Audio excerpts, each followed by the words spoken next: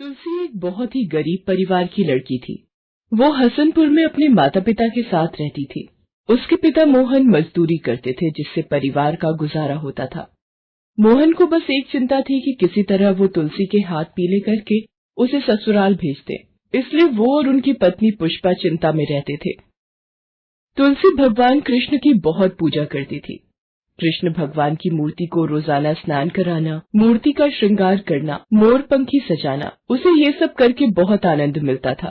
तुलसी के माता पिता जानते थे तुलसी भगवान कृष्ण की बहुत पूजा करती है, इसलिए उन्हें विश्वास था कि वही उसका फल देंगे।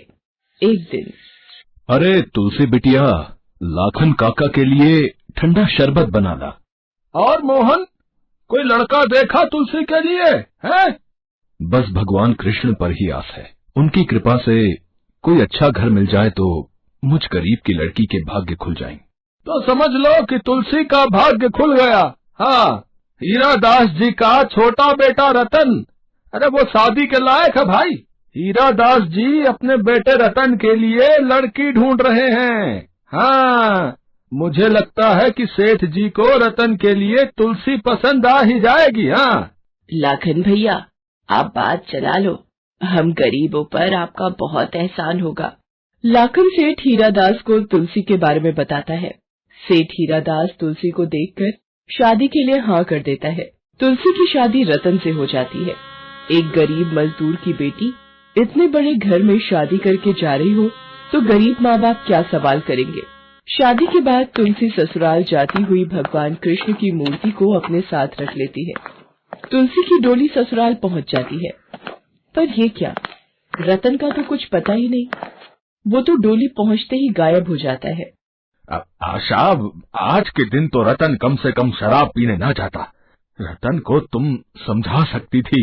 क्या करूँ जी, मैंने आपको तभी मना किया था, अभी रतन का विवाह मत करो।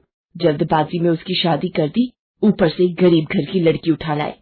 पता नहीं कौन से लाल लगे थे इस लड़की में।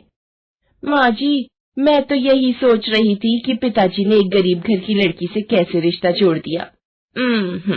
शायद देवर जी की बुरी आदतों पर पर्दा डालने के लिए पिताजी ने ऐसा किया है। माँ, पिताजी ने हमसे बिना पूछे एक गरीब भिखारी के घर में रिश्ता जोड़ दिया। ये पिताजी ने ठीक नहीं किया। सारी बिरादरी में नाक कटवा दी हमारी। सूरज, अगर मैंने एक गरीब घर की लड़की से रतन का रिश्ता जोड़ भी दिया तो कौन सा गलत किया।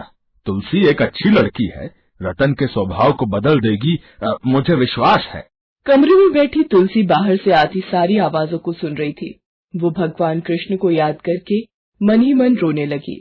थोड़ी देर बाद रतन कमरे में आता है। वो शराब के नशे में होता है और नशे में पलंग पर गिरते ही सो जाता है। दिन बीतने लगते हैं। तुलसी गरीब घर से आई होती है, इसलिए हीरादास के अलावा कोई भी उसे घर की बहू नहीं मानता था। धीरे धीरे तुलसी की शादी को 4 साल बीत जाते हैं। अब तुलसी की जिंदगी में एक और संकट मंडरा रहा होता है। एक दिन, खीर चाची, वो तो मुझे बहुत पसंद है, मैं जरूर खाऊंगा। तुलसी, मैंने तुम्हें कितनी बार मना किया है मेरे राजू से दूर रहा करो। सरला बहू, इस बांझ का साया राजू पर मत पड़ने दिया करो। पता नहीं, एक तो गरीब की औलाद, ऊपर से बांझ हमारे ही मत्थे पड़नी थी। हे भगवान कृष्ण, मैं क्या करूं? मेरा साथ दो, मैं हार गई हूँ। बांझ शब्द की आवाज तीर की तरह मेरे कानों को छलनी कर देगी। हे कृष्ण भगवान, मेरी सहायता करो। मेरे लिए खाने को कुछ ला दे। तेरे इस रोने से तू बांझ से औलाद वाली तो नहीं हो जाएगी ना? चल जा, लेकर आ कुछ खाने को। अब तुलसी बिटिया, मेरी ही गलती है। मैंने तुझ गरीब को इस दुख के पिंजरे में लाकर कैद कर दिया। मैंने सोचा शादी के बाद रतन बदल जाएगा। मुझे माफ कर दे बेटी। नहीं पिताजी, मैं बिल्कुल ठीक हूँ, आप मुझसे माफी मत मांगिए। तुलसी भगवान कृष्ण को रोते हुए याद कर रही होती है। तभी उसके द्वार पर एक छोटा बच्चा आता है और तुलसी से खाने को रोटी मांगता है। तुलसी दीदी, मुझे बहुत जोरों की भूख लगी है, क्या मुझे एक रोटी मिलेगी? हाँ बेटा, जरूर मिलेगी। तुम कहाँ से आए हो? रुको, मैं तुम्हारे लिए रोटी लेकर आती हूँ। ये लो बेटा, रोटी और थोड़ी सब्जी भी रख दी है। मैं भगवान कृष्ण के मंदिर आया था, पर मुझे बहुत भूख लगी, तो आपका द्वार खुला देखा तो रोटी खाने की इच्छा हुई। अगर थोड़ा सा सफेद माखन मिल जाता तो और भी अच्छा होता। हाँ, अभी सफेद माखन लेकर आती हूँ बेटा। ये लो ढेर सारा सफेद माखन और आराम से खाओ। पर तुम अकेले ही मंदिर आए थे, तुम्हारे माता पिता साथ में नहीं आए? मेरे माता पिता मंदिर में ही रुके हैं। वो कल जन्माष्टमी है ना, इसलिए भगवान कृष्ण के मंदिर में सजावट का काम देख रहे हैं। जन्माष्टमी? कल जन्माष्टमी है? मैं तो जन्माष्टमी का व्रत ही भूल गई। अच्छा हुआ बेटा तुमने मुझे याद दिला दिया। अच्छा दीदी, फिर तो आप भी जन्माष्टमी व्रत जरूर रखना और भगवान कृष्ण को झूला झुलाने मंदिर जरूर आना। बेटा मैं कल जन्माष्टमी का व्रत जरूर रखूंगी और मंदिर भी जरूर आऊंगी। ये कुछ रोटी और माखन अपने माता पिता के लिए भी लेकर जाओ। ठीक है दीदी, आपके हाथ का स्वादिष्ट भोजन खाकर मेरा तो पेट भर गया और माखन तो बहुत ही स्वादिष्ट था। अच्छा, अब मैं चलता हूँ। मेरे माता पिता मेरा इंतजार कर रहे होंगे। आप कल मंदिर जरूर आना, मैं आपकी प्रतीक्षा करूंगा। तुलसी ना जाने उस बच्चे में कितना प्यार ढूंढ रही थी। बच्चे की मीठी वाणी तुलसी के कानों में मिश्री घोल रही थी। सेठ हीरादास को किसी जरूरी काम से दूसरे शहर जाना था। अगले दिन तुलसी जन्माष्टमी का व्रत रखती है। सास और जेठानी को ये बात पता चल जाती है। सरला आशा से कहती है, माँ जी, यही मौका है इसके सिर से भगवान की भक्ति उतारने का। बड़ी भगवान कृष्ण की भक्तिली बनी फिरती है। मेरे पास एक इलाज है। 1 गिलास दूध में ये नींद की दवा मिलाकर दे देती हूँ, जिससे ये सो जाएगी और मंदिर भी नहीं जा पाएगी। ठीक है, मैं ये दूध तुलसी को देकर आती हूँ। तुलसी बहू, आज तुमने सुबह से कुछ नहीं खाया। ये लो 1 गिलास दूध पी लो। आज तुम्हारा व्रत है, मुझे पता है, इसलिए ये दूध लाई हूँ।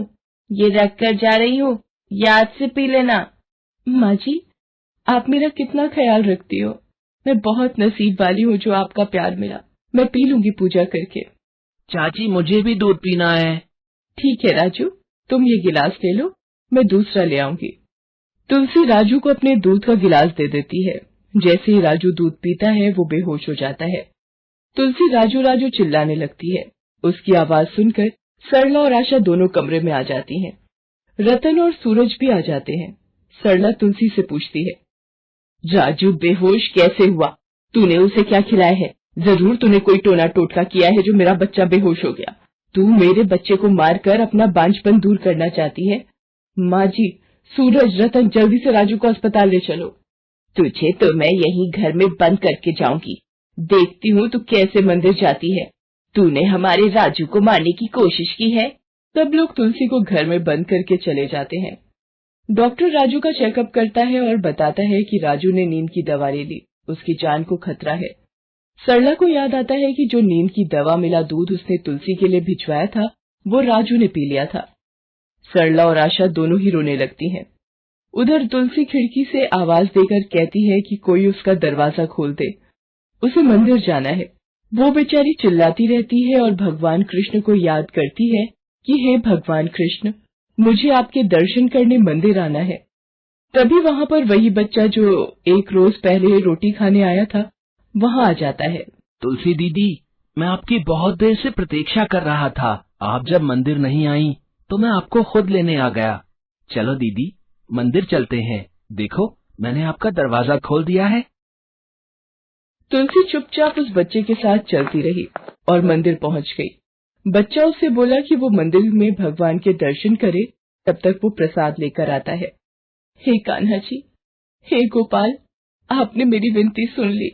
मुझे आपके दर्शन हो गए, मेरा व्रत सफल हो गया। भगवान राजू को ठीक कर दो, नहीं तो सब मुझे ही दोषी मानेंगे। उसकी जान मुश्किल में है, उसकी जान बचा लो प्रभु। तुलसी दीदी, ये लो प्रसाद, राजू को खिला देना, वो ठीक हो जाएगा। तुलसी वो प्रसाद लेकर राजू के पास पहुंचती है और उसके मुंह में लगा देती है। राजू आंखें खोल लेता है। डॉक्टर ये देखकर हैरान रह जाता है कि थोड़ी देर पहले जिस बच्चे की जान को खतरा था, उसने प्रसाद खाते से ही आंखें खोल ली। सरला और आशा भी राजू को आंखें खोलता देख खुशी से रो पड़ती हैं। सूरज और रतन भी राजू को प्यार करने लगते हैं। सरला तुलसी के गले लिपट जाती है और उससे माफी मांगने लगती है। तुलसी, मुझे माफ कर दो। मैंने तुम्हारे साथ बहुत ही घटिया हरकत की थी। मैंने तुम्हारे दूध में नींद की दवा मिला दी थी ताकि तुम मंदिर न जा पाओ, पर भगवान ने मुझे उसका सबक दे दिया। आज राजू तुम्हारी वजह से ठीक हो पाया है। उसकी जान आज तुम्हारी वजह से बची है। भगवान कृष्ण, मुझे माफ कर दो। तुलसी बहू, हमें माफ कर दो। हमने तुम्हारे साथ बहुत गलत व्यवहार किया। हीरादास को भी सारी बात पता चलती है। उसे तुलसी पर गर्व होता है। तुलसी पूरे परिवार वालों के साथ मंदिर जाती है। वो उस बच्चे को ढूंढती है जिसने उसकी सहायता की थी। वो पुजारी से पूछती है, पुजारी जी, यहाँ एक बच्चा अपने माता पिता के साथ कुछ दिनों से मंदिर में रह रहा था। आपने देखा है उसे? कौन सा बच्चा बेटी? यहाँ तो कोई नहीं रुका। तुलसी को याद आता है कि उस बच्चे ने उसका नाम लेकर पुकारा था, पर उस बच्चे को तुलसी का नाम कैसे पता? वो इस सोच में डूब जाती है। उसे यकीन हो जाता है कि जरूर भगवान कृष्ण स्वयं उसकी सहायता के लिए उस दिन आए थे। वो सारी बात घर वालों को बताती है। उसे सब कुछ याद आ रहा होता है। तुलसी भगवान कृष्ण के चरणों में झुककर रोने लगती है। भगवान ने अपनी भक्ति का फल भक्त को दे दिया था। जन्माष्टमी के कुछ दिनों बाद ही तुलसी गर्भवती हो जाती है और 9 मास के बाद उसके एक प्यारा सा बेटा पैदा होता है, जिसका नाम वो गोपाल रखती है। पूरा परिवार खुशियों के रंग में डूब जाता है।